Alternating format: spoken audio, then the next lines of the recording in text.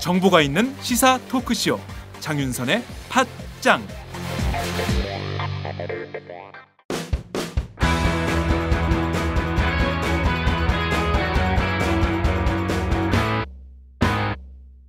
색깔 있는 인터뷰. 색깔 있는 인터뷰 시작하겠습니다. 국정원 해킹 사태가 직원 자살 이후 민간인 사찰 의혹은 점점 더 커지는 상황인데요. 국정원이 대북 대테러용으로 해킹을 했다면 해당 직원은 왜 스스로 목숨을 끊었을까 하는 의문이 여전히 남는 상황입니다. 오늘은 국회 정보위 야당 간사이신 새정치민주연합 신경민 의원을 만나서 자세한 말씀 들어보도록 하겠습니다.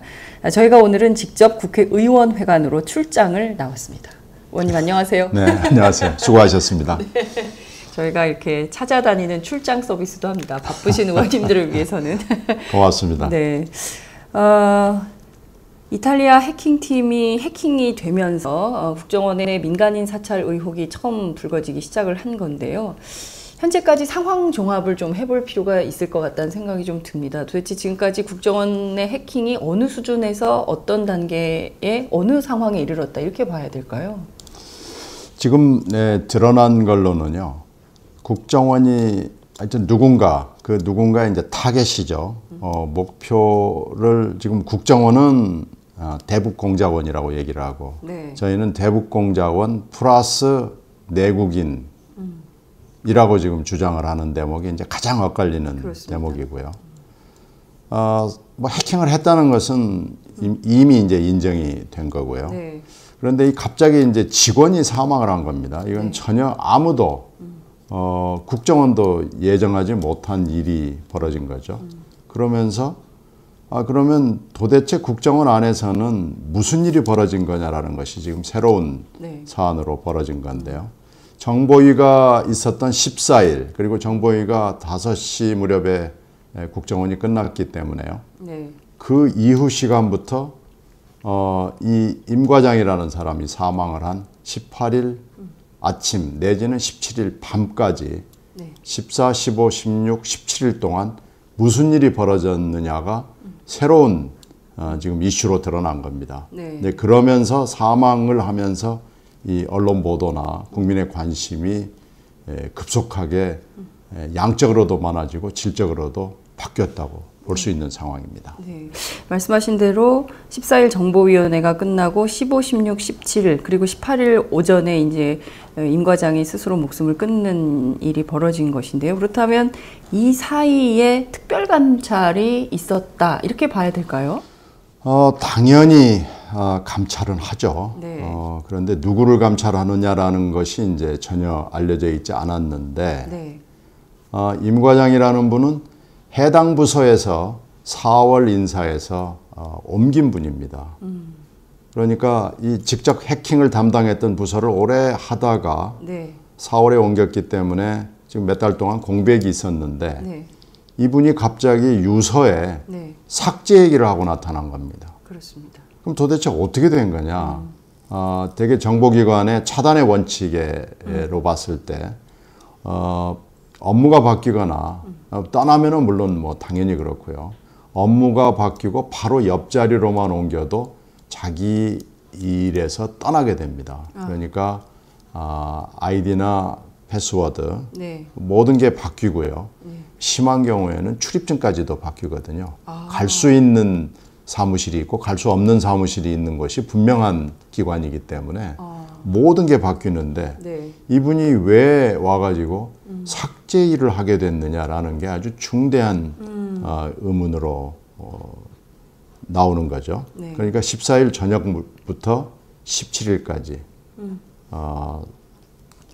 3박 4일 정도 되는 건데요. 네. 3박 4일 동안에 국정원 안에서 도대체 무슨 일이 벌어지고 있느냐라는 것이 새로운 의문으로 등장하는 거죠. 네. 임 과장이 4월 인사에서 자리를 바꿨다라는 사실이 언론에 보도되기도 했었는데요. 이분은 사이버 안보 전문가고 과학정보국 산하의 연구단에 포함이 돼 있던 사람입니다. 네. 그러면 어쨌든 이제 그동안 그 전산 전문가로 알려지고, 그리고 이분이 프로그래밍을 했고 실제 이 이탈리아 해킹팀하고 업무 협약을 맺고 뭐 계약을 한 주체이기도 한데, 그렇습니다. 갑자기 이분이 삭제를 하게 됐다? 이것은 어떻게 봐야 될까요? 삭제는 아주 중대한 의미를 갖는 것이요. 네. 정보위가 그날 무엇을 결정했느냐면은 현장 방문을 결정합니다. 14일. 네, 14일 이게 현장 방문이 결정된 시간이 2시에 정보위가 시작한 뒤로부터 한 2시간 무렵이고요. 오후 4시. 그렇죠. 예. 그리고 바로 조금 있다가 정보위가 끝나고 정보부의 그 수뇌부들이 이제 국정원에 들어간 시간이 있을 거 아닙니까? 네. 그 시간부터 아마도 삭제 쪽으로 간 거 아닌가 싶습니다. 그러니까 정보위원들이 곧 온다. 그러면은 이걸 어떻게 대응을 해야 될 것이냐라는 것이 국정원의 최대 현안이 됐을 것이고요. 네. 그 현안을 아마 삭제라는 쪽으로 방향을 잡은 거 아닌가 싶습니다. 네. 그러면서 이 업무를 떠난 임 과장도 네. 동원이 된 거 아닌가라고 생각이 되고요. 여기에서 무슨 일이 벌어졌는지를 알아야 되겠습니다. 네. 그러니까 이제 본안인 그 이텔리 회사와 나나테크와 국정원의 사찰은 별도의 제일 큰 현안이고, 네. 그 현안에 접근하는 것이 지금 임 과장의 사망과 관련된, 네. 이분이 왜 죽었는지, 근데 왜 유서에서 삭제 얘기를 했는지, 네. 이게 이제 최대 현안인 이 본안하고 연결이 되는 거죠. 네. 말씀하신 대로 14일 현장 방문을 결정을 하고 오후 4시죠. 그리고 국정원 수뇌부가 국정원에 들어가는데, 여기가 여의도니까 뭐 길이 막혔을 가능성도 있고 합치면 오후 5시 정도에 5시, 6시 사이겠죠. 예, 그 사이 무렵에 국정원에 이제 들어갔을 것이고요. 내곡동에서 그때부터 업무 지시가 내려져서 15, 16, 17일, 그러니까 말씀하신 대로 18일까지 친다면, 아니 14일부터 따진다면 3박 4일간 삭제에 업무가 집중됐을 가능성이 있다. 그러니까 실제로 해킹 관련된 내용에 대해서 증거인멸했을 가능성이 있다. 이렇게 보시는 건가요? 지금으로서는 그렇게밖에 해석이 안 되는 거죠. 지금 이 자료도 어저께 안철수 위원장의 자료에 포함이 되어 있습니다. 네. 이 사망을 한 이 임 과장과 관련된 자료에 뭐 이런저런 얘기들이 다 들어 있거든요. 네. 그래서 이것이 본안 문제인 이태리 회사와의 그 해킹 문제를 푸는 중요한 열쇠가 될 걸로 판단됩니다. 네. 만약에 이렇게 증거인멸을 직접 했다면 이것은 중대 범죄 행위 아닌가요? 이것은 본안도 엄청난 범죄거든요. 예. 이 해킹도 사실 내국인을 했다 그러면은 네. 이것만 해도 엄청난 범죄인데 이것을 뭔가 해보기 위해서 국정원이 조직적으로 삭제에 들어갔다면 이것 또한 별도의 엄청난 범죄가 되기 때문에, 그리고 왜 삭제를 했느냐, 뭘 삭제를 했느냐, 누가 했느냐, 어떻게 했느냐, 네. 뭐 이런 것까지 다 들어간다면은 이건 별도의 얘기입니다. 그래서 지금 국정원한테 가서 우리들이 확인할 것은 지금 한두 가지가 아니고 지금 엄청나게 늘어나 있는 거죠. 그러네요. 자, 우선 좀 구분해서 청취자들께 말씀을 좀 드려야 될 것 같은데요. 우선 이탈리아 해킹과 관련된, 이탈리아 해킹팀의 해킹을 의뢰한 것과 관련된 것을 좀 먼저 정리를 하고, 이것은 저희가 먼저 급해서 얘기를 했지만 이건 뒷부분에 대해서 다시 한번 얘기를 해보도록 하고요. 우선 국정원이 이탈리아 해킹팀의 해킹 프로그램과 관련된 프로그램 사면서 이것은 이를테면 뭐 본인들은 그 북한 해외에 나가 있는 북한 공작원을 대상으로 한 것이다라고 이제 국회 정보위에 출석해서도 그런 주장을 한 바 있는데요. 나나테크 사장이 인터뷰를 했습니다. 허선고 나나테크 사장이 현재 캐나다로 출국한 상태인데요.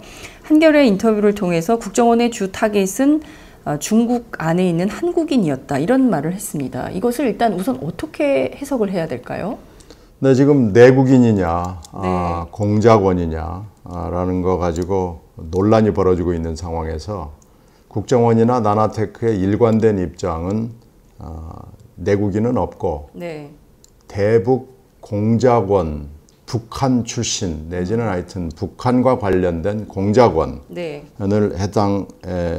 사찰을 했다, 네. 해킹을 했다라는 거기 때문에 이것은 그 흐름에서는 비슷한 얘기죠. 지금 국정원장도 그런 얘기를 했거든요.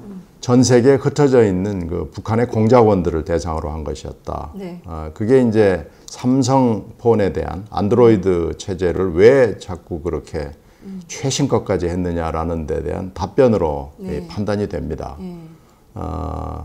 그러나 하여튼 안드로이드 폰은 뭐 대북 공작원이 쓸 수는 있겠죠. 네. 근데 대북 공작원만 쓰는 게 아니고 국내 사람들이 대부분 다 쓰기 때문에 이거에 대해서는 지금 뭐 정확하게 알겠습니다라고 이렇게 무릎을 칠 수 있는 그런 답변은 물론 아니거든요. 네.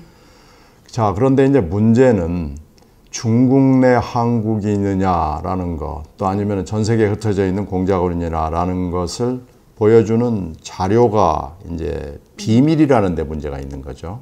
그래서 이것은 사실은 확인을 하는 데 있어서 네. 대단히 제한적으로 할 수밖에 없다는 건 뭐 너무나 분명하죠. 네. 그래서 이제 현장 방문 얘기가 나오고 정보위원들한테만 제한적으로 보여주겠다라는 겁니다. 자, 그런데 이제 문제는 그러면 대북 공작원들이 안드로이드 폰만 쓰느냐, 네. 뭐 과연 카카오톡을 쓰느냐, 예. 뭐 금천구 벚꽃을 가지고 미끼로 꼬실 수 있는 네. 거냐라는 대목에 대해서 지금 답변을 못 하고 있는 거고요. 네. 상당한 분량의 이 이메일이 공개가 돼 있지 않습니까? 네. 여기에 북한 얘기가 뭐 거의 없습니다. 그러니까 도대체 그러면은 북한 얘기가 없는 이런 프로그램과 이런 활동에 대해서 과연 그러면 얼마나 대북 공작원이 있는 것인지 우리가 알 수가 없거든요. 네. 그래서 이제 그건 확인을 해봐야 될 거기 때문에 네. 이제 그것은 그게 청문회가 될지 상임위가 될지 지금 논란 중이기 때문에요. 논의 중이기 때문에 네. 거기를 통해서 해야 되고 필요하다면 현장 방문도 가야 되죠. 근데 이제 문제는 만약에 삭제가 됐다면 네. 이건 어떻게 할 수 있는 것이냐라는 문제가 생기는 거죠. 도대체 지금 임 씨가 얘기하는, 임 과장이 얘기하는 삭제가 뭔지도 잘 모르겠고요. 네. 근데 유서를 보면은 대북 공작 활동에 지원했던 자료로 삭제했다 이렇게 되면 주타겟은 중국 내 한국인이라는 거, 네. 전 세계에 흩어져 있는 북한 공작원이었다는 것을 확인할 수 없다는 문제가 생기거든요. 그렇죠. 이렇게 되면 국정원도 말 뿐이지 입증을 못하게 되는 거고요. 저희도 확인을 못하게 되는 거고요. 그 자료가 비밀이냐 아니냐가 이제 중요하지 않게 돼버린 겁니다. 네. 그래서 아주 지금 답답한 상황에 지금 들어가 있는 거죠. 근데 예컨대 지금 중국 내 한국인이다라고 하면 북한 사람은 아닌 거잖아요, 일단. 뭐 그럴 수 있고요. 이게 이제 외교적인 문제가 생기는데요. 그러니까요. 지역적으로 중국이다라는 문제가 생기는 거죠. 네.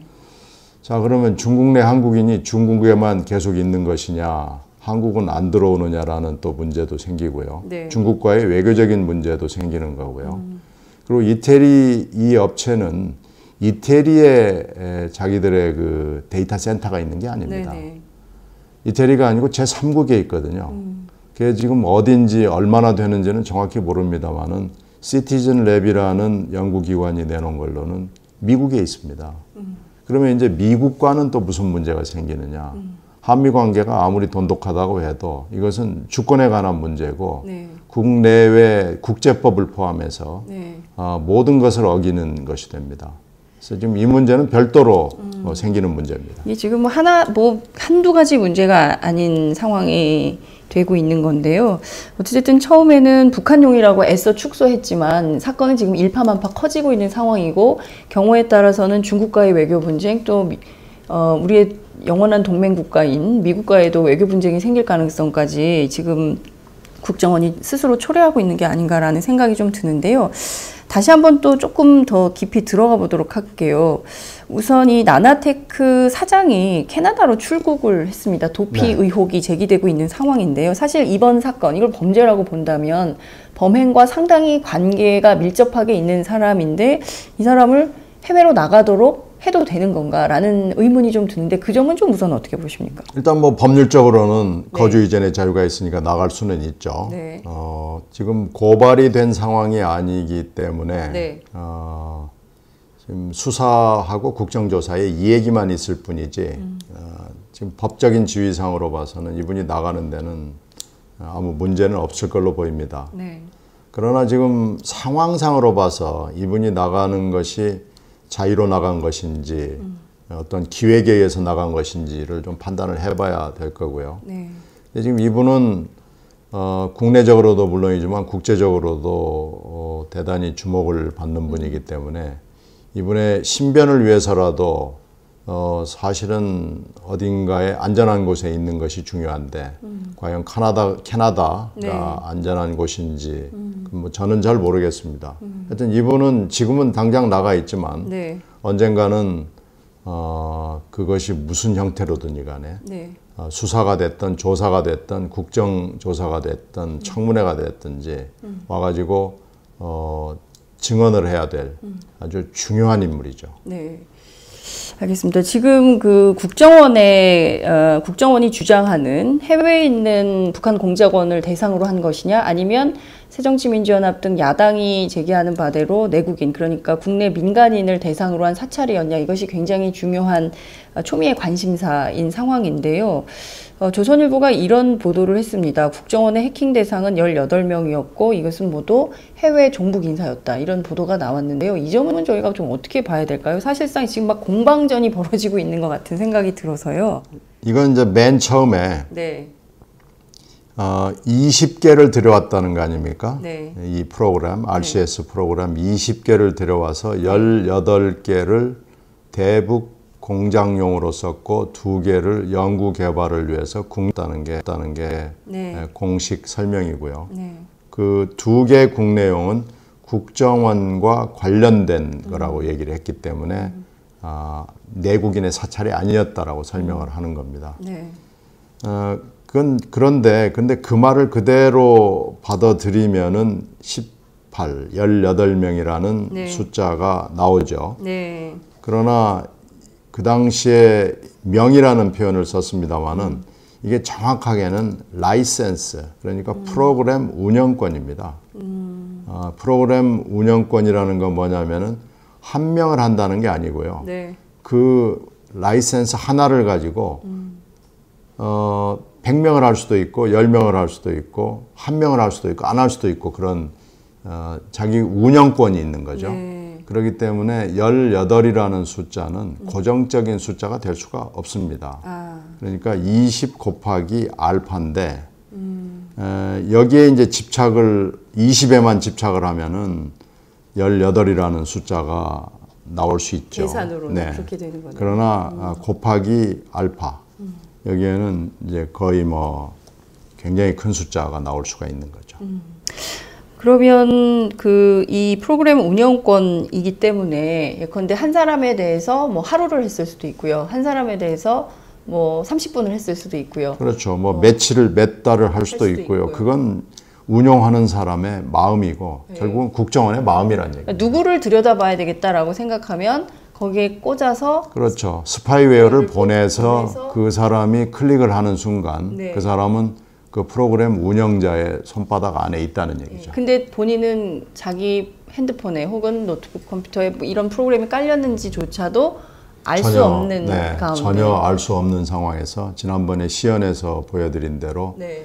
카메라를 촬영할 수도 있고 녹음도 할 수 수 있고 자기가 저장해 놓은 자료를 모두 다 빼갈 수도 있고 그런 거죠. GPS로 위치 추적도 가능하고 그리고 통화도 언제든지 녹음할 수 있고.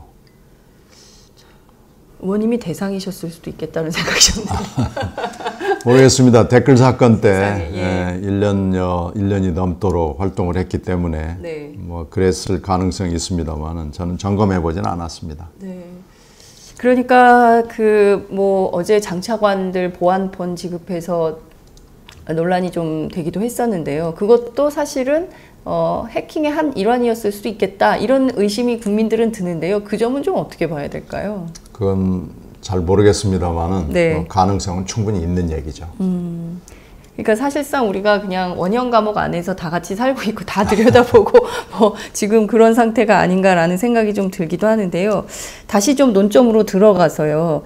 예를 들어서 지금 상황에서 20개의 프로그램 운영권을 통해서 모든 사람들을 다 이렇게 들여다봤다면 그 자료는 굉장히 많을 것이고 방대할 텐데요. 그 테스트 기간까지 포함을 하면은 2011년 어느 순간이거든요. 네. 그렇게 따져고 작동이 정식으로 된 건 2012년 1월부터니까요. 네. 대단히 오랜 기간이죠. 네. 그러니까 그 자료를 일단 어저께 뭐 자료 요구한 자료 속에 포함이 돼 있습니다. 자료를 과연 볼 수 있을지 아니면 제대로 있을지 그게 전혀 다 의심스러운 상황입니다.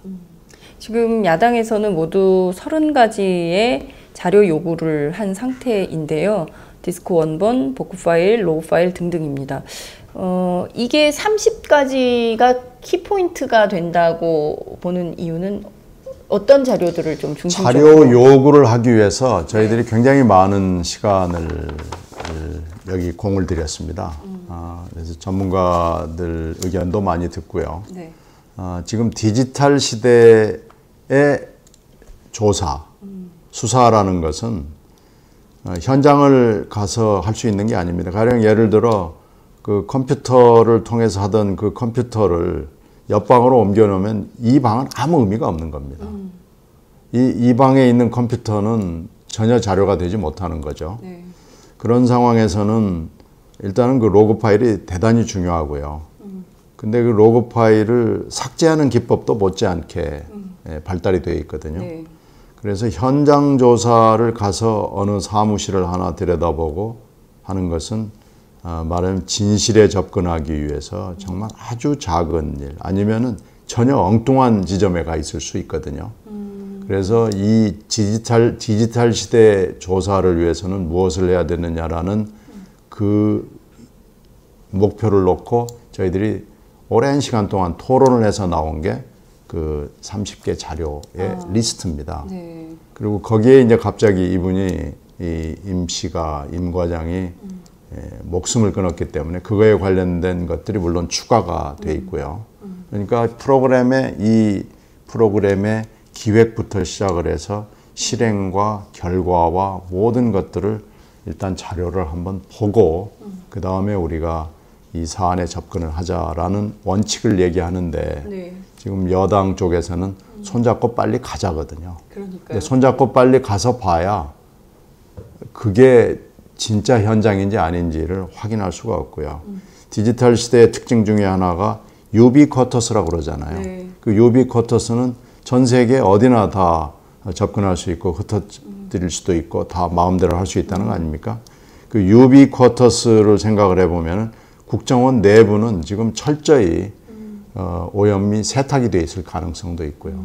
그래서 그것을 지금 얘기하는 거거든요. 네. 그래서 진실에 접근하기 위해서는 일단 선 검증, 그다음에 후 방문, 지금 이 원칙을 얘기를 하는데 네. 근데 그 원칙을 저희들이 얘기를 하는 거에 대해서 자꾸 정쟁을 위한 거라고 지금 네. 받아치고 있고요. 또 하나는 14일 정보위에서 네. 우리가 먼저 현장 방문을 야당이 요구했지 않느냐라고 지금 얘기를 하는데 네. 그때는 상황이 좀 다르거든요. 사망 사건도 없었고요. 예. 그리고 삭제라는 것을 저희들이 생각을 하질 못했습니다. 그런데 사망으로 드러난 것이 삭제의 지금 우려가 이렇게 높아진 상황에서 네. 현장 방문이라는 것이 무슨 의미가 있을 것이냐. 네. 그러니까 먼저 검증을 한 뒤에 청문회를 하면 더 좋고요. 네. 청문회를 하면 증인을 불러낼 수도 있고 현장도 갈 수 있고 이 세트 활동이 가능하거든요. 네. 그래서 다 하자라는 거죠. 그러니까 진실을 향한 걸 생각하면은 지금 여당이 하는 얘기는 진실을 은폐하기 위해서 국정원과 함께 가고 있는 겁니다. 그래서 야당은 진실을 향해서 가보자라는 얘기를 하는 거고요. 좋은 국정원을 만들자라는 표죠. 그 마지막 궁극적으로는 우리 안보를 위해서 좋은 국정원, 제대로 된 국정원이 있어야 된다는 건데 지금 이게 여당의 방해 공작, 네. 방해 논리는 비밀이다, 안보다, 안보 장사다. 네. 뭐 지금 자꾸 이렇게 해서 사소한 문제를 가지고 네. 발을 걸고 있는 거죠. 네. 예컨대 현장을 방문한다 하더라도 우선 이 30개 자료 요구에 대한 충실한 자료가 온 다음에 철저하게 검증을 먼저 해보고 그런 다음에 현장 방문을 간다 이런 입장을 정하신 걸로 들리는데요. 네. 국정원 특히 이제 새누리당에서는 방문할 때 전문가 참여에 대해서 극도로 꺼리고 있는 상황입니다.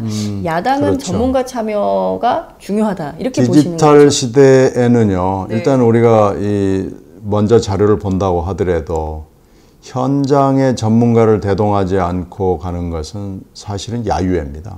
야유회다. 네. 그래서 가서 본들 그것이 진짜 현장이라는 확신이 서지가 않고요. 우리들이 봤던 자료가 이거하고 어떻게 매치가 되는지 뭐 네. 이런 것도 확인을 해야 되거든요. 네네. 근데 이렇게 여야 의원만 가자, 정보위원만 가자 이렇게 하는 것도 진실을 막기 위한 것이지 진실을 향한 발걸음은 아니라고 생각합니다. 네. 알겠습니다.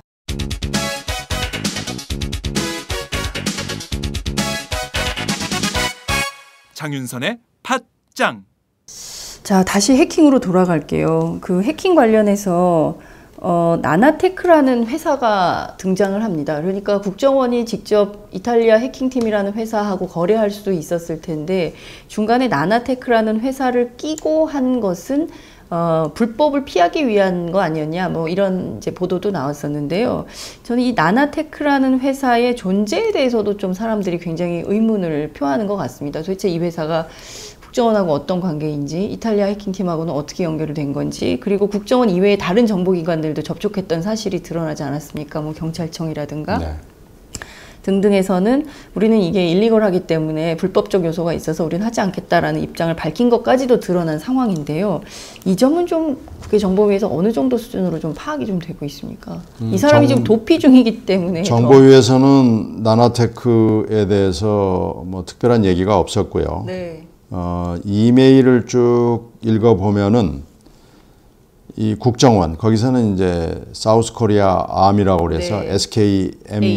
SKA를 예, 계속 쓰고 있지만 네. 국정원 아닙니까? 그렇죠. 국정원이 불법이라는 것을 분명히 알고 있었다는 것은 여러 번 확인이 되고요. 네.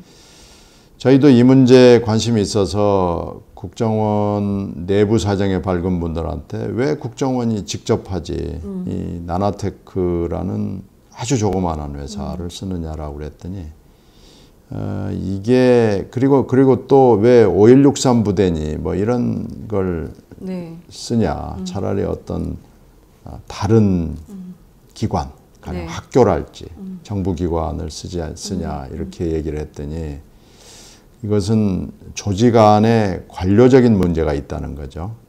그래서 감사의 문제도 있고요. 관세의 문제도 있고요. 관세요? 네, 그 세관을 반드시 통과해야 되기 때문에 네. 관세 문제로 무관세로 들어오기 위해서는 5163 부대라는 타이틀이 반드시 필요하다는 거고요. 불법이기 때문에 나나테크 같은 중간 업체는 또 필요하고요. 또 하나 이제 조직의 문화인데요. 네. 국정원은 절대 들키지 않는다. 들킬 수 없다. 언론이나 국회나 모두 따돌릴 수 있다는 아주 오만함이 있다는 거죠. 그러면서 국정원이 이것을 12년 1월에 들여왔다 하더라도 그만둘 수 있는 시점이 있었습니다. 그건 네. 14년 2월입니다. 2014년 2월. 그렇습니다. 네. 그러니까 2년쯤 지난 뒤에 만약에 이 프로그램을 전면적으로 중단했더라면 네. 오늘날의 사태가 오지 않았을 것이다라는 거죠. 그게 무슨 시점이냐면 아까도 잠깐 말씀드린 대로 네. 캐나다에 있는 시티즌 랩이라는 연구소가 이 이태리 업체의 불법성을 전 세계에 고발하고 네. 폭로한 날입니다. 네. 이때쯤 국정원이 이거 아무래도 위험성이 있으니까 노출의 위험이 있으니까 그만하자라고 했을 아주 좋은 기회였다는 것이죠. 근데 국정원은 절대 그렇게 하지 않았습니다. 오히려 더 많은 프로그램을 요구를 했고 우리가 들키지 않을 수 있도록 해줄 수 있느냐라는 얘기를 다짐을 받았습니다. 네. 그러니까 이 국정원의 오만함이 이 오늘의 사태까지 이어지게 됐다고 볼 수 있습니다. 그렇군요. 여기서 또 의문이 하나 생기는데요. 국정원이 2014년 2월에 이탈리아 해킹팀의 문제점이 드러났음에도 불구하고 오히려 더 많은 프로그램을 요구한 것은 더 많은 일을 하기 위한 것이 아니었을까. 그러니까 앞으로 다가올 2016년 총선이라든가 2017년 대선을 앞두고, 그리고 묘하게도 이상하게 그 해킹 프로그램과 관련된 문의가 선거를 앞둔 뭐 석 달 전, 6개월 전 뭐 코앞에 뭐 이런 문의들이 쭉 있지 않습니까? 그리고 볼 때 앞으로 좀 그런 어떤 그 민간인 사찰의 가능성 뭐 이런 것들을 좀 염두에 두고 한 작업은 아니었냐, 이런 의혹도 가능할 것 같은데요. 그 점은 좀 어떻게 보십니까? 충분히 가능하다고 보죠. 네. 이 프로그램을 처음 도입한 시점도 그렇고요. 이 프로그램이 계속해서 업그레이드 내지는 다양한 요구를 할 때마다 네. 삼성에서 신제품이 나왔을 때거나 중요한 정치적 행사가 있었을 때거나 뭐 이런 때거든요. 네. 그러니까 이 프로그램이 그렇게 불만족스러웠지는 않았다는 얘기고요. 이것을 계속 업그레이드 한다는 얘기는 더 확대하고 확장하고 적극적으로 하겠다는 국정원의 의지의 소산이라고 볼 수 있거든요. 네. 그런 점에서 봤을 때 선거에 대한 사찰은 전혀 없었다. 내국인 사찰은 없었다. 그러는 그 주장에 대해서 전혀 공감이 가지 않는 거죠. 네, 그렇습니다. 그러면 지금 여러 가지 정황들이 계속 해킹과 관련된 내국인 사찰, 그러니까 민간인 사찰 의혹을 해봄직한 정황들이 이제 계속 발견이 되는 건데요. 오마이뉴스 보도로도 무료 앱을 그냥 다운로드 받으라고 했던 그런 그 블로그를 저희가 그 보도한 바 있는데요. 최근에 그 블로그도 좀 삭제가 되고 있다는 얘기가 있어요. 그러니까 증거인멸도 리모트 컨트롤 시스템으로 광범위하게 벌어지고 있는 거 아닌가. 그 앞서 말씀해 주신 대로 임 과장 사망 직전 3박 4일 동안 뭐 그런 작업들이 쭉 이루어졌던 거 아닌가. 이런 것도 생각해 볼 수 있을 것 같아요. 아까 말씀드린 3박 4일이 물론 네. 중요한 날일 거고요. 네. 이 3박 4일을 우리가 복귀할 수 있을지 저는 뭐 굉장히 걱정을 많이 합니다. 근데 건을 복귀해 보면은요. 네. 댓글 사건 때도 이런 비슷한 상황이 있었는데 결국 국정원이 그때 이것을 복원하지 못했습니다. 이건 적극적으로 사법방해 행위를 한 거죠. 근데 그때 왜 복구를 하지 못했느냐라고 우리들이 다그쳤을 때 너무나 많은 파일을 더 씌우기를 해가지고 원본 파일을 도저히 복구하지 못했다. 복원 불가능하다고 결론을 내렸다라고 얘기를 했거든요. 근데 이번에는 100% 가능하다고 이렇게 또 얘기를 하니까요.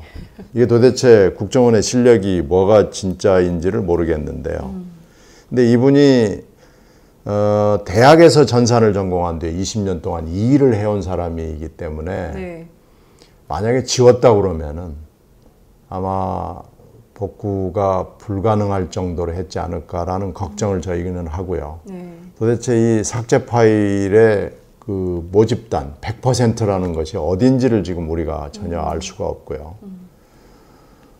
이런 점으로 봤을 때 국정원의 장담은 지금 우리가 여당 간사를 통해서 얘기를 듣고 있는데 네. 국정원의 장담을 믿을 수가 없습니다.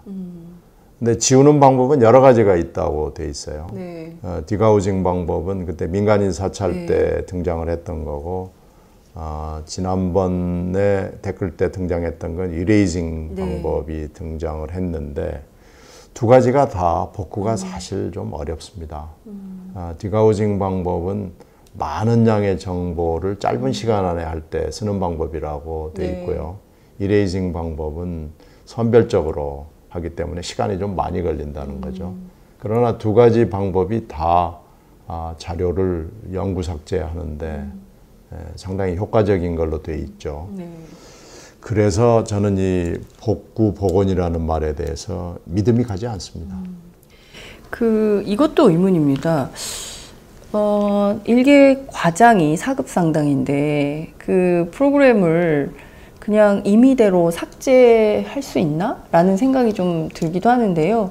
물론 뭐 국정원에서는 뭐 나흘 동안 밤을 새고 뭐 공황 상태에서 그 사람이 삭제를 한 것 같다라고 주장을 하긴 하는데 이게 그것도 굉장히 중요한 의심이죠. 네. 삭제의 권한은 상급자에 있습니다. 이것도 이 정보기관의 철칙에 해당하는 거죠. 아무리 내가 만든 자료라고 하더라도 네. 이미 그 자료가 공적인 문서가 되는 순간에는 네. 내게 아니거든요. 그렇습니다. 그것은 이 유계질서에 따라서 상급자들한테 있는 건데요. 이분이 더군다나 옆에 부서로 전출된 분이 와가지고 삭제를 했다 그러는 건 무슨 뜻이냐면요. 네. 더군다나 감찰을 받게 됐다라고 네. 그랬다 그러면 과장급이고요. 네. 기술직이고요. 네. 이런 분이 지웠다. 이건 도저히 정상적인 정보기관이라고 볼 수가 없거든요. 네. 그러니까 이 삭제에 뭔가 비밀이 있는 것은 분명해 보이고요. 이런 상황에서 삭제가 일어났다는 것은 이 사람 혼자 이 삭제 작업을 했을까라는 의문도 가고요. 그러니까 삭제와 관련해서 누가 언제 어디서 무엇을 어떻게 왜가 네. 모두 다 지금 불투명하고 의문스럽고 합리적으로 의심을 해본다면은 이 삭제 작업이 3박 4일 동안 조직적으로 일어난 거 아니냐라는 합리적 의심을 해도 국정원이 할 말이 없게 돼 있습니다. 이 아이디 문제, 패스워드 문제, 접근의 문제 이런 거에 대해서 저희들이 자료를 요청해 놨거든요. 네. 이 부분에 대해서 분명히 설명을 하지 못한다면 네. 국정원은 또 다른 엄청난 범죄를 저지른 것으로 저희들이 의심을 하고 들이대도 할 말이 없게 돼 있는 거죠. 그렇습니다. 말씀하신 대로 삭제에 상당히 큰 비밀이 있는 걸로 합리적 의심을 해볼 수 있을 것 같아요. 그런데 그 지난 14일 국회 정보위원회에 참석했던 이병호 국정원장이 이 이탈리아 해킹팀 관련돼서 업무를 담당했던 인원이 수명이라고 얘기하지 않았습니까? 이 수명, 그러니까 국정원 정보기관이라서 구체적으로 숫자를 얘기를 안 해주는 것인지는 모르겠으나 그러면 마찬가지로 이 삭제에도 수명이 동원됐을 가능성, 그리고 또 하나는 특별감찰도 임 과장뿐만 아니라 수명이 받았을 가능성, 뭐 이런 것들도 있는 거 아닌가. 예컨대 팀 자체가 감찰의 대상이 됐을 가능성, 이런 것도 있지 않을까라는 생각이 좀 드는데요. 그 수명이라는 것은 네. 3차장의 답변인데요. 네. 한참 머릿속으로 이렇게 뭐 생각을 하면서 뭐 어떻게 말을 해야 될지 모르겠다 그러면서 수명이라고 얘기를 했습니다. 그 수명은 저희가 해석을 하기에는 실질적으로 컴퓨터 작업을 하는 수명을 얘기하는 것일 가능성이 저는 있다고 보고요. 실제 이 해킹에 네. 관련된 직접적인 기술적인 일을 하는 네. 분들을 얘기하는 거 아닌가 싶어요. 그러니까 전체 그림을 놓고 보면은 네. 그 말을 어디까지 믿어야 될지 잘 모르겠습니다. 이게 뭐가 온통 베일에 쌓여 있으니까 국민들의 의혹은 점점 커져만 가고 국정원이 정확하고도 분명한 해명을 하지 않기 때문에 점점 의혹은 일파만파 더 커지고 있는 이런 상황인 것 같은데요. 오늘은 그 임 직원, 그러니까 임 과장의 자살 동기, 그리고 또 이 신고 과정에 대한 의혹도 좀 새롭게 제기가 됐어요. 그러니까 부인이 신고한 시점도 어떤 그 기획에 의한 거 아니냐 이런 보도가 나오고 있는데요. 이건 또 어떻게 봐야 될까요? 글쎄, 처음부터 경위는 좀 의문에 쌓여 있죠. 네. 국정원 직원이고 부인이나 가족들조차도 이분이 무슨 일을 하는지 정확히 잘 모르는데 네. 그러니까 국정원이라는 게 대개 다 직원들이 그렇습니다. 국정원 내부도 옆에 직원이 뭘 하는지 모르니까요. 그건 뭐 너무나 당연한 거고 그래야죠. 그런데 그날 토요일 네. 5시 집을 나서서 10시에 부인이 119에 실종을 하고 12시에 야산에서 발견을 했다. 이 야산은 임 과장의 직장 사무실에서 아주 가까운 곳입니다. 네. 그러니까 임 과장은 알 수 있는 곳이죠. 이게 모든 게 의문스럽다는 문제 제기를 했는데 만약에 그 경위, 지금 나온 설명의 경위가 맞다 그러면은 저는 17일 정도 이분이 죽기 하루 전쯤에서는 상당히 센 수준의 감찰을 받았지 않느냐.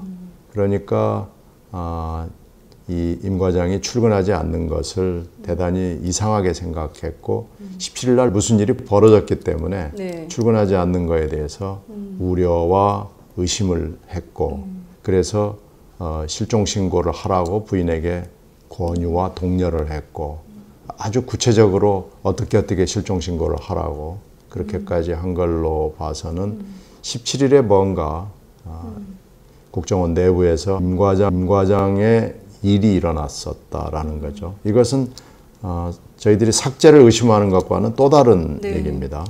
그래서 17일에 일어난 일에 대해서도 국정원이 설명을 해줘야 될 겁니다. 이 같은 내용을 쭉 종합하려면 아무래도 빠른 자료 제출 그리고 네. 국회 정보위가 빨리 열려야 될 것 같은데요. 일정은 좀 뭐 현장 방문을 먼저 가야 된다 이런 뭐 정쟁 사안으로 계속 가고 있어서요. 이게 좀 어떻게 정리가 돼야 될까요? 그래서 지금 저희가 요청하는 것은 청문회를 했으면 좋겠다라는 거고요. 청문회. 네, 청문회는 국정원 그 정보위에 준하는 국정원에 대한 일단 여러 가지 질문 네. 그리고 자료 요구, 증언 뭐 이런 건 당연히 포함되고요. 국정원의 그 하급 직원 지금 이건 해킹도 그렇고 지금 우리가 문제 제기를 하는 여러 가지 문제에 대해서는 네. 하급 직원들이 증인으로 나와야 됩니다. 그리고 만약에 이 해킹 작업에 하급 직원들이 관여된 사람들이 드러난다면 댓글 사건에서는 이 하급 직원들의 면죄부가 주어졌거든요. 그렇습니다. 검찰에서도 그렇게 결정을 했지만 이건 댓글 사건이 하고 물려 있기 때문에 네. 댓글 사건과 물론 비교할 수 없을 정도로 심한 사건이기도 하고 수준이 아주 대단히 다른 차원이 다른 사건이죠. 그렇기 때문에 이 직원들의 책임을 면탈시켜 준다는 건 저희는 생각할 수 없다고 봅니다. 네. 그래서 직원들의 증언을 들어야 되고요. 그리고 전문가들의 증언이 디지털 시대의 일인 만큼 전문가들의 증언도 필요하고요. 네. 현장 방문은 그 일환으로 있는 거죠. 이렇게 해서 청문회가 공개적으로 벌어지면 제일 좋고요. 네. 국정조사에 준하는 청문회가 있어야 되죠. 근데 만약에 이게 국가 기밀에 관련된 거다 그러면은 공개와 비공개를 섞는 건 저는 뭐 필요하다고 보고요. 국가 안보가 중요하지 않겠습니까? 네. 그러니까 그건 뭐 반드시 해야 될 거고요.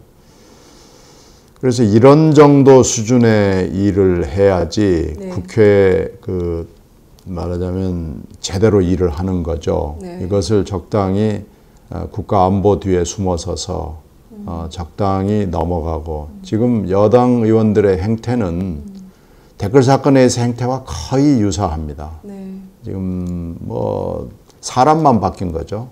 거의 행태가 본질적으로 비슷하기 때문에 댓글 사건을 그렇게 넘어가고 나서 국정원이 뭐가 바뀌었습니까? 지금 댓글 사건과 이 사건과는 차원이 다르다고 제가 여러 번 말씀드리는데 네. 이 차원이 다른 사건을 사실은 이 바늘도둑이 소도둑된다라는 표현에서 찾아볼 수가 있습니다. 그래서 만약에 우리가 댓글 사건에서 제대로 대응을 하고 조치를 했더라면 국정원이 대통령이 약속했던 대로 쇄신을 하고 네. 그랬다면 이것도요. 아까 말씀드린 14년 초 어느 순간에 시티즌 랩이 경고탄을 날렸을 때 네. 중단했을 수 있을 겁니다. 근데 이게 그렇게 되지 않았거든요. 네. 지금 2015년 오늘의 시점에서 국정원은 더 나빠졌다고 볼 수가 있습니다. 네. 그래서 지금 여당이 자꾸 방패막이 뭐 이런 역할을 하는데 치중을 하고 국정원의 설명을 대변을 하는 역할을 하는데요. 네. 지금 그럴 때가 아닌 것 같고요. 국정원이 만약에 이번 기회를 놓친다면 대단히 이제 개혁과는 멀어진 그리고 안보와는 멀어진 국정원만을 위한 국정원의 국정원이 될 가능성이 높고요. 정권의 국정원으로 완전히 전락할 수 있습니다. 그래서 이게 우리한테 주어진 네. 어떻게 보면 좋은 기회 중에 하나인데 네. 이게 잘못하면 마지막이 되지 않기를 전 바랍니다. 말씀하신 대로 지금 이 국면이라면 정상적이라면 검찰이 나서서 수사를 해야 되는 것은 아닌가라는 생각이 좀 듭니다. 제대로 된 검찰이라면 네. 말하기 전에 나서서 해야 되는데요. 네. 지금 우리 검찰은 그 심판자적 기능을 상실한 지가 오래됐고 이것도 정권의 검찰이 된 지가 오래됐기 때문에 우리 사회에 사실 이 심판을 할 수 있는 기능을 가진 그런 기관이 지금 하나도 없다는 아주 불행한 사태까지 온 거죠. 이게 결국은 정치의 문제고요. 네. 정치권이, 특히 정권이 이렇게 만들어 놓은 거기 때문에 참 어려운 상황으로 점점 들어가는 것 같습니다.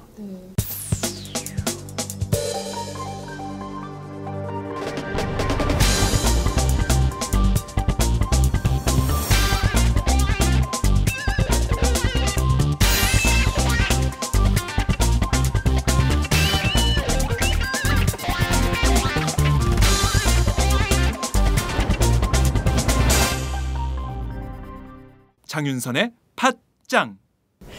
박근혜 대통령이 뭔가 결심을 해야 검찰 수사도 이루어지고 또 국정원 개혁도 이루어지는 것이다라는 얘기가 언론 지면에 아무렇지도 않게 막 나오고 있습니다. 그러나 네.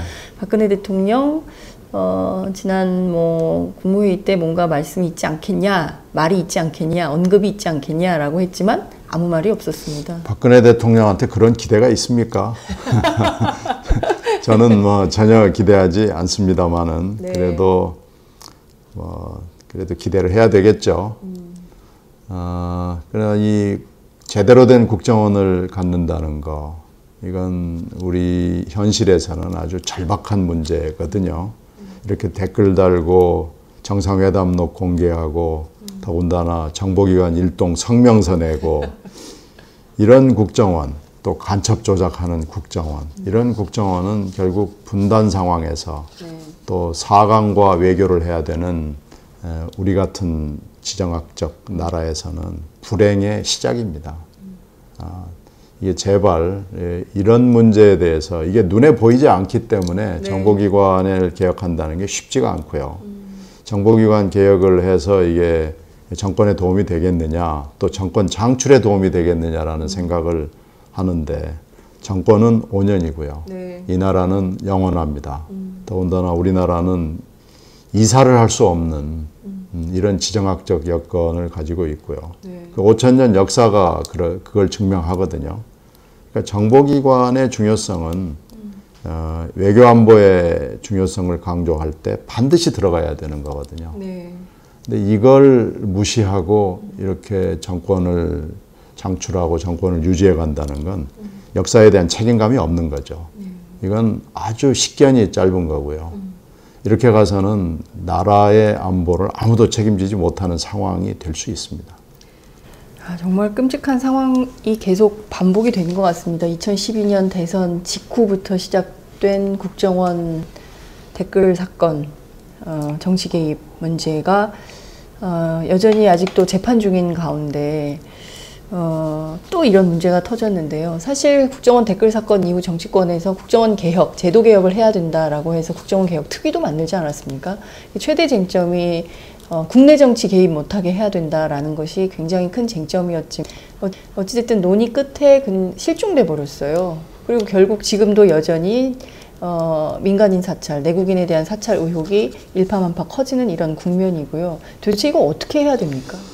국정원 개혁특위는 소임을 하지 못했고요. 네. 처음부터 사실은 기대가 없었고요. 지금 여러 나라의 정보기관을 보면은요, 국내와 해외가 결합되어 있는 곳은 예외에 해당합니다. 우리 국정원이. 네. 지금 심지어는 그 대치 상황에 있는 나라들도 하나하나 들어가서 들여다보면 네. 국내와 해외는 분리되어 있고요. 소련이 멸망하면서 러시아가 새로운 정보기관을 창출했는데 그때 분리를 했습니다. 그리고 선진국들은 이미 다 분리가 되어 있고요. 네. 이스라엘 경우를 봐도 마찬가지고요. 지금 우리 국정원은 거의 전 세계적으로 아주 소수의 그 예외적인 경우에 해당하고요. 지금 우리 특수한 분단 상황을 방패로 삼아서 항상 이 개혁안에 대해서 반대해 왔고 관철이 되지 못했습니다. 그러나 지금 우리가 부작용은 이게 60년대에 창설된 이후 너무나 많이 봐왔기 때문에 도저히 이래 가지고는 이 국정원을 우리의 정보기관, 국민의 정보기관으로 안보에 진력하는 기관으로 만들기 어렵다는 것이 지금 입증이 되고 있거든요. 네. 지금 국정원이 이렇게 뭐 국정원 직원, 임직원 일동이라는 것까지 나오는 상황이 됐는데요. 네. 이건 이제 국정원이 이번에 필사적으로 달라든다는 얘기죠. 지금 이 나타나고 있는 여러 정황을 보면 해킹 이 사태를 막기 위해서 네.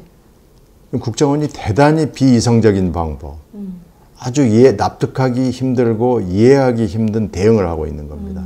지금 이병호 원장 스타일이 아닙니다. 이게요. 네. 지금 이병호 원장이 어떤 제어력이나 본인의 제어력을 저는 잃지 않았다고 생각합니다만은 이병호 원장이 과연 이 사태를 통괄해서 하고 있는 것인지 저는 매우 의심스럽게 봅니다. 그렇다면 이병호 원장 스타일이 아니라면 누군가 국정원 이 성명이든 이 사태를 핸들링하는 주체가 있다는 의혹을 제기하시는 건가요? 그렇죠. 그렇지 않으면은 이병호 원장이 제정신을 지금 잃었다거나 두 가지 가능성 중에 하나인데요. 저는 이병호 원장이 제정신을 잃었다고 생각하지는 않습니다. 그렇다고 그러면은 지금 이 사태를 총괄하는 사람은 이병호 원장이 아닐 거다라고 생각을 하고요. 그러면 누가 컨트롤 타워라고 보시는 겁니까? 그건 잘 모르겠습니다. 청와대입니까? 글쎄요. 그건 좀 취재를 해서 알려주시죠. 이병호 원장 스타일이 아니다라는 말씀은 굉장히 충격적인데요. 이병호 원장은요. 네. 본인이 70년대부터 정보기관의 일원으로 있는 것을 대단히 자랑스럽게 생각하고 정보기관원으로서의 자부심이 있는 분이고요. 이분이 쓴 글과 네. 이분이 번역한 책을 보면은 이스라엘의 모사드를 모델로 삼는 분입니다. 모사드는 절대로 앞에 나서지 않습니다. 모사드는 조국을 위해서 일을 할 뿐 자기의 이름이나 조직의 이름을 내세우지 않는 조직입니다. 이 모사드는 그래서 항상 정보기관에 관심을 가지고 있는 모든 사람들이 얘기를 하고 찬양을 하는 조직이거든요. 물론 조국을 위해서 나쁜 짓을 하지 않죠. 그러나 반드시 조국을 위한다는 대의명분에 충실합니다. 근데 지금 이런 분이거든요. 네. 그런데 지금 하는 것은 정보기관 일동이라는 성명서는요. 네. 세계 역사상 최초입니다. 지금 우리 정보부는 세계 역사상 최초의 일을 2번이나 했습니다. 그때 NLL 남북 정상회담록을 전문 공개했을 때 네. 그건 우리 고대와 중세와 근현대 역사를 통틀어서 처음 있는 일인데요. 이 정보기관은 일동이라고 그러는 성명도 세계사 최초의 일이고요. 네. 이건 있을 수 없는 일이 벌어진 겁니다. 이건 뭐 법 위반이다라는 차원을 넘어서서요. 네. 당연히 법 위반이죠. 네. 뭐 그런 건 저는 얘기하고 싶지 않고요. 네. 세계사에 처음 있는 일을 지금 한 겁니다. 이건 지금 국정원이 정보기관으로서의 임무를 자기들의 입지를 전혀 착각하고 있는 거고요. 성명이라 하면 대개는 결의를 나타내거나 사과를 하거나 그러는 건데 이건 경고이자 협박입니다. 네. 대국민 협박이고 대언론 경고입니다. 이건 정보기관이 지금 자기 자리를 잘못 이해하고 있는 거고요. 이렇게 되면은요. 혹시 뭐 그런 성명이 나왔다면 제가 이해하겠습니다. 앞으로 쇄신해서 네. 여러분의 국민의 정보기관으로 거듭나겠다라고 얘기를 했으면 그나마 뭐 좀 백보를 양보해서 이해할 수 있지만 그것도 해서는 안 되는 것이 네. 정보기관입니다. 지금 우리 정보기관은 국민의 정보기관으로부터 한참 멀어져 있거든요. 사실상 국정원의 컨트롤 타워가 보이지 않는 손. 그러니까 알 수 없는 어떤 또 다른 컨트롤 타워에 의해서 지금 성명 사태든 국정원 해킹 문제든 이것이 핸들링되고 있다. 이렇게 봐야 되는 정국인 건가요? 너무 무서워요. 네. 지금이 어떻게 보면 이제 좋은 기회일 수 있고요. 네. 저는 하여튼 마지막이 아니기를 바란다고 계속 말씀을 드리는데 네. 댓글 사건 때도 어이가 없었거든요. 네. 근데 이 사건은 너무나 어이가 없어서 이건 뭐 도대체 창피해서 어디다가 얘기를 할 수 없는 정도 수준의 일이 지금 벌어지고 있어서요. 네. 정말로 나라의 기강은 물론이고요. 나라의 체면을 위해서라도 이번에 좀 뭔가 바꿨으면 좋겠습니다. 알겠습니다. 점점 미국 속으로 빠져드는 이 사건, 결국 임 과장의 자살로 영구미제로 남게 될지도 모른다는 국민적 우려가 큰 상황입니다. 무엇보다 지금 국회 정보위, 특히 야당의 역할이 굉장히 크게 요구받고 있는 상황인데요. 야당 간사이기 때문에 더 역할이 많으실 것 같습니다. 오늘 정말 여러 가지 다각도로 정말 분석해 주시고 전방해 주셔서 너무 감사드리고요. 끝으로 한 말씀 부탁드릴게요. 뭐 대충 중요한 얘기들은 다 했는데요. 네. 이 문제가 저는 좀 오래 가지 않았으면 좋겠습니다. 네, 이 문제는 결단이 필요한 시점이 아마 곧 올 겁니다. 근데 지금 저희들한테 모든 것을 입증해라라는 국민적 요구도 있고 이 국정원과 여당의 압박이 있습니다만은 이 문제는 야당 혼자 할 수 있는 문제가 아니고요. 국민의 도움도 필요하고 여당도 국정원의 대변인을만 하겠다는 데에서 벗어나야 되고요. 제일 중요한 건 정권적 차원에서 이런 국정원을 가져서는 안 된다는 판단과 결단이 필요합니다. 제발 이런 일이 현실에서 벌어지기를 바랍니다만은 제 기대가 높지 않다는 점도 함께 부연하고 싶습니다. 네. 예, 오늘 말씀 잘 들었습니다. 박근혜 대통령의 결단이 요구되는 시점이네요. 이런 국정원으로 국가 안보가 국민의 안전이 지켜질 수 있는 것인지 그 점을 정말 중요하게 판단해야 될 상황이다. 이런 말씀. 그렇죠. 그런데 대통령은 중요한 문제는 항상 침묵하기 때문에 대통령이 침묵하는 문제인 걸로 보면 중요한 문제인 건 일단 입증이 됐다고 생각합니다. 네, 알겠습니다. 뭐 또 회의가 있으시고 그래서 더 길게 하고 싶지만 이 정도에서 마무리하도록 하겠습니다. 너무 말씀 잘 들었습니다. 감사합니다. 네, 수고하셨습니다.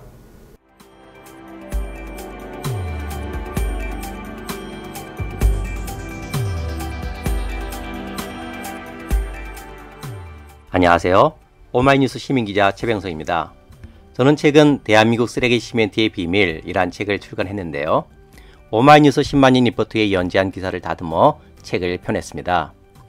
우리가 살고 있는 아파트가 발암물질 가득한 쓰레기 시멘트로 만들어졌다는 내용이지요. 요즘 급증하는 아토피, 피부염 등이 쓰레기 시멘트와 전혀 무관할까요? 여러분이 이 책을 한번 읽으시고 판단해 보시기 바랍니다. 시민의 건강이 쓰레기 취급당하는 어처구니 없는 현실을 이 책에 고발했습니다. 그런데 이 책은 오마이뉴스가 없었으면 세상에 나올 수 없었습니다. 시멘트 재벌 입김에 휘둘리지 않고 이런 글을 받아줄 수 있는 우리나라 언론은 그리 많지 않기 때문입니다. 제가 권력과 자본에 맞서 당당한 오마이뉴스를 만드는 10만인 클럽에 자발적 구독료를 내는 이유이기도 합니다. 이런 기사와 책이 필요하다고 느끼시는 분은 동참해 주십시오. 저도 10만인 클럽 회원입니다. 고맙습니다.